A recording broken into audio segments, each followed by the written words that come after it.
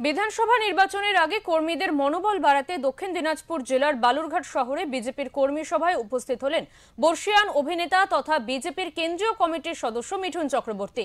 বালুরঘাটের রবীন্দ্র ভবন মঞ্চে মঙ্গলবার মিঠুন চক্রবর্তীর সাথে এই বৈঠকে উপস্থিত ছিলেন দক্ষিণ দিনাজপুর জেলার সভাপতি স্বরূপ চৌধুরী, বিধায়ক সত্যেন রায়, বিধায়ক বুধরাই টুডু, জেলার সাধারণ সম্পাদক বাপি সরকার, গৌতম রায় সহ অন্যান্যরা।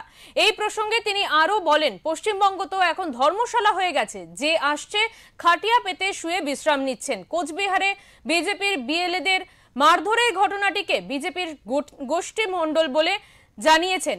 সেই ঘটনা প্রসঙ্গে গিয়ে মিঠুন চক্রবর্তী বলেন, কাদের দ্বারা বিজেপি কর্মীরা আক্রান্ত হয়েছেন সেই বিষয়ে আমরা জানি, সময় এলে সব বুঝতে পারবেন। তিনি এই প্রসঙ্গে হিন্দি ডায়লগ দেন, কর্মা কিসি কো ছোড়তা নেই।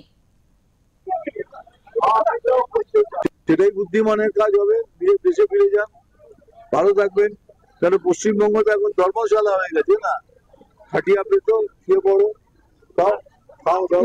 হাওড়াতে একজন মারা গেল, হ্যাঁ, এই নিয়ে 6 জন হলো।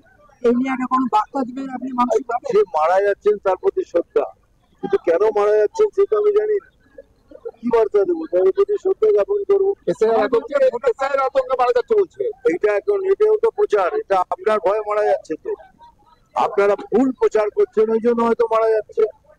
বিজেপি তো কোনো প্রচার করেনি।